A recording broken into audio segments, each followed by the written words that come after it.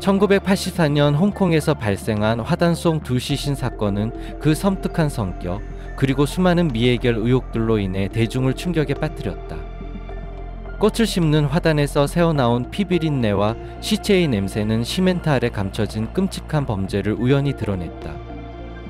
그 뒤에는 싱가포르 출신 두 형제 사업가와 권력 있는 타식 가문의 가족을 둘러싼 미스터리한 의혹들이 연이어 얽혀 있었다. 1980 4뇽 캐논 3 별띠 610 정칼은 동거런 동락마니 에리아베이스 고크허소 엘리스비트 하우스 여주하는 빈스러보 태어정바리지 정가루 어몬드야 나달아봐서 고시 비고보다 영친가 가이시가 영가고올 기뻐 공고 복기 정고 나가신 거에서 영복기 영고아니 너 용불교나 치는 실해 활렉으로 판평도 없고 아기 키누는 세네서 나네나 남세어가는 용에게 송기 높아서 애초거 법하테르 단지는 뉴가고 하나의 화분 하여 소를 거기 요유 나게 사이버스다 예이용 사유 영어교 이사이고 굉장한 세를 주고 있는 상태라는 사실을 파악했다.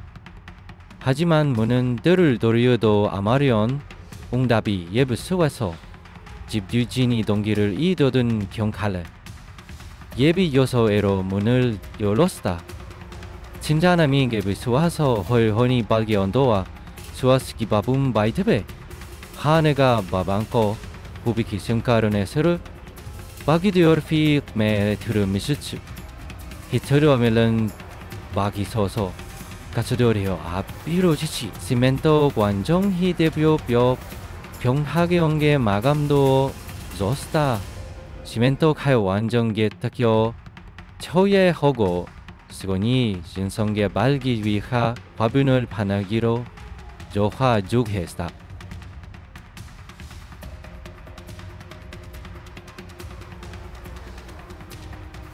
다음날 아침 당국은 단단한 시멘트층을 완전히 깨뜨리는데 3시간이 걸렸다.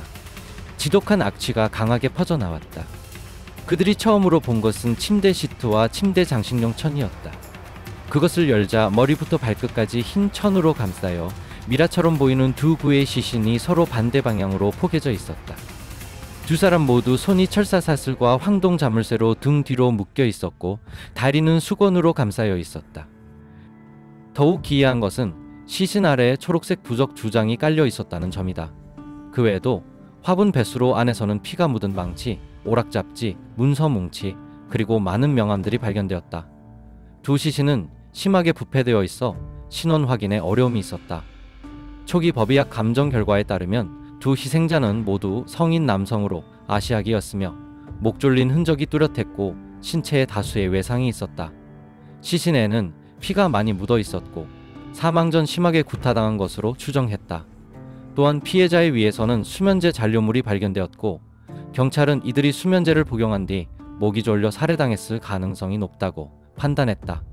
또한 피해자의 위에서는 수면제 잔류물이 발견되었다. 또한 피해자의 위에서는 수면제점을 복용한 뒤 목이 존대하니 또한 피해자의 위에서는 수면제 정령 사이다운데 또한 부비학자는 보르좀요 이봉 이스답전하의 사이덕 또한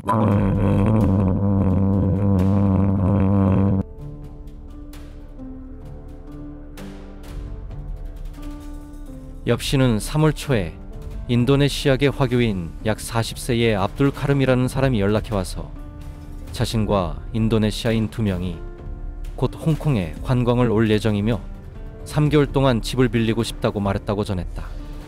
엘리자베스 하우스 아파트 임대료는 한 달에 5,800 홍콩 달러로 꽤 비쌌지만 압둘은 선불로 전액을 빨리 지불하기로 동의했다. 아파트 경비원은 압둘이 3월 20일에 떠났고 그 이후로 모습을 보이지 않았다고 말했다. 반면 그 인도네시아 남성 2명은 훨씬 이전부터 보이지 않았다. 한 집주인은 3월 11일 A2에서 싸우는 소리가 들렸고 한 남자가 도움을 요청하며 소리치는 것을 들었으며 그 뒤에 한 여성이 지역 사투리로 그만둬라고 말하는 것을 들었다고 밝혔다. 또 다른 집주인은 3월 15일경에 A2에서 계속해서 벽을 뚫는 소리, 마치 건축 공사하는 듯한 소리가 들렸다고 말했고, 남녀 한 쌍이 엘리베이터를 타고 시멘트 자재를 들고 올라가는 것을 보았다고 전했다. 위의 정보를 바탕으로 경찰은 압두를 주요일 탄든 탐슈루 인탕 삼상 익스당운 군자건의 탄승고모 당 삼상 역본서 이온 오비미 이스테 탐서 턴상상상상 콩성성 턴성성성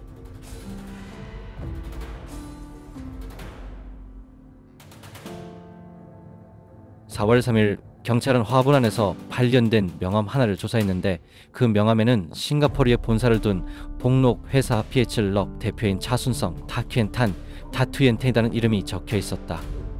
홍콩 경찰은 이 회사가 싱가포르에 있다는 사실을 확인하고 해당 국가 당국에 통보했다.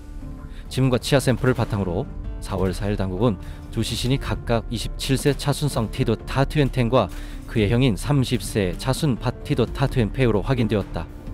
두 사람은 싱가포르에서 유명한 부유한 사업가 차미탄 다미탄습 유르스미스 물련 골드스미스 물련 골드스미스 물련 운영하고 있었다. 차순성은 셋째 아들로 가족 사돈성 피해가 없음 얘는 윌리엄 골드스미스 물련 골드스미스 물련 운영하고 있었다. 차순성은 차스물객을 푸시 얹어 1982년에 함께 복록 회사를 설립했다.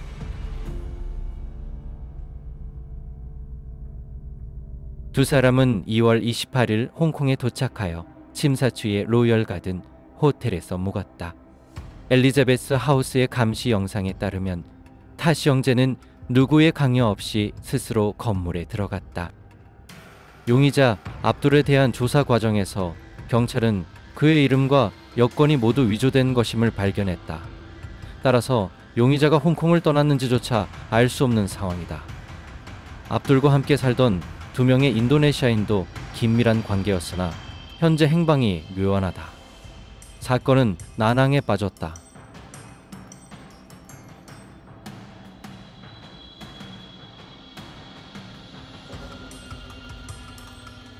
동시에 싱가포르의 부유한 한 가문의 두 아들이 홍콩에서 사망했다는 소식이 홍콩과 싱가포르 전역에 퍼지면서 여론이 크게 동요했다.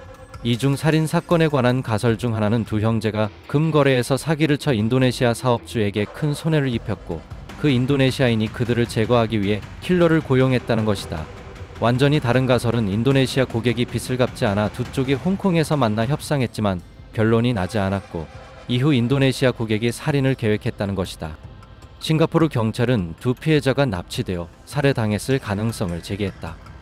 타 가문은 시신이 발견되기 전에 납치범들로부터 2번의 몸값 요구 전화를 받았다고 밝혔다. 이 기간 동안 타미탄, 차미탄 씨는 싱가포르의 한 사찰을 3차례 방문해 점을 봤는데 점괘는 두 형제가 좋은 일은 적고 나쁜 일이 많다고 나왔다. 그 후 가족은 또 다른 전화를 받았는데 발신지는 싱가포르였다. 전화한 사람은 가족에게 문방 쓰레기통에 있는 검은색 비닐봉지를 찾으라고 요구했다. 가족이 지시에 따라 찾은 비닐봉지 안에는 두 형제가 결박된 사진과 카세트 테이프가 있었다.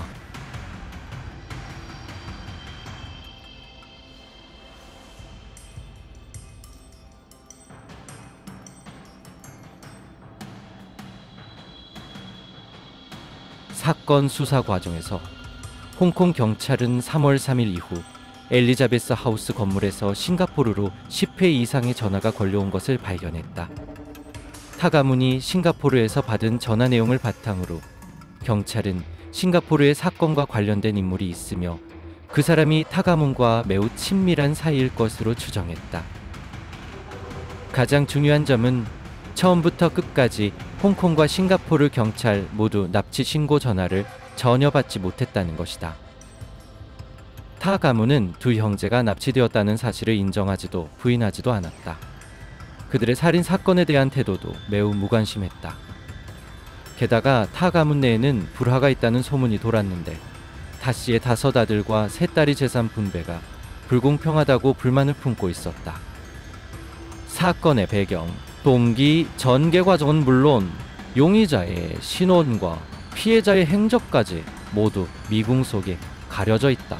복잡한 인간 관계와 피해자 가족의 침묵은 경찰에게 어떠한 단서도 제공하지 않았다. 사건은 무기한 지연되었다.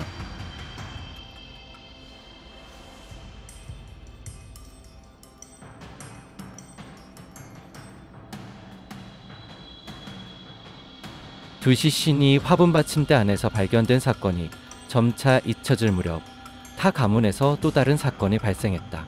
26년 후인 2010년 1월 4일 밤 장모이양이라는 여성이 타 가문 소유의 저택에서 숨진 채 발견되었다. 현장 조사를 진행하는 과정에서 경찰은 탁자 위에 빈 술잔 하나를 발견했으며 그 안에는 약물로 추정되는 잔여물이 조금 남아 있었다. 또한 모이양의 몸에서는 명확한 외상도 발견되지 않아 초기에 경찰은 피해자가 자살했을 가능성을 의심했다. 모이양은 타 미탄 씨의 며느리이며 1984년 미스터리 사건으로 숨진 타 형제, 즉 타 푸엣과 타 탄의 처남동생이었다.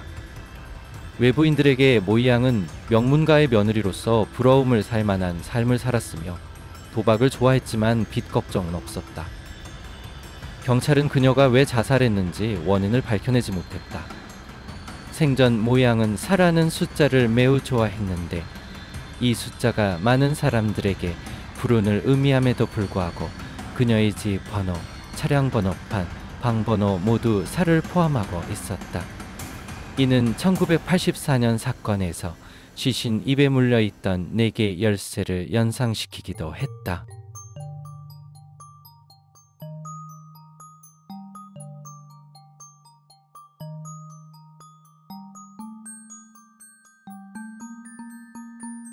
저택 3층에 있는 4개의 침실은 원래 타 푸엣과 타탄 형제가 거주하던 곳이었다. 26년 동안 이곳은 봉인되어 출입이 금지되었다. 모이양의 사망 후 싱가포르 경찰은 사건 조사를 이유로 4개의 침실을 개방할 것을 요청했다.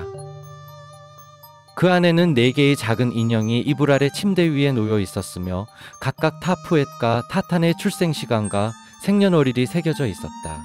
이 인형들은 영혼을 가두기 위한 일종의 주술로 여겨진다. 시신을 흰 천으로 감싸는 것은 죽은 자의 영혼이 귀신에게 방해받지 않도록 막고 그들의 영혼이 평안히 안식하도록 기원하는 의식이며 시신 아래 놓인 초록색 부적은 죽은 자의 영혼이 가해자를 방해하지 못하게 막기 위한 것이다. 여러 의문점이 있음에도 경찰은 모이양의 죽음과 과거 살인사건을 연결할 수 없었다. 화분 받침대 속 두 시신 사건은 아직까지 해결되지 않은 채 홍콩에서 가장 미스터리한 사건 중 하나로 남아있다.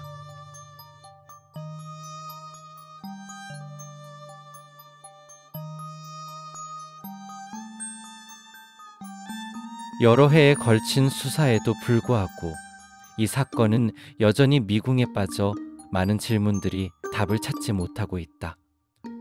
모호한 연관성들, 영적인 요소들, 그리고 관계자들의 침묵이 타 가문의 두 형제의 죽음을 끝나지 않는 미스터리로 남게 만들고 있다.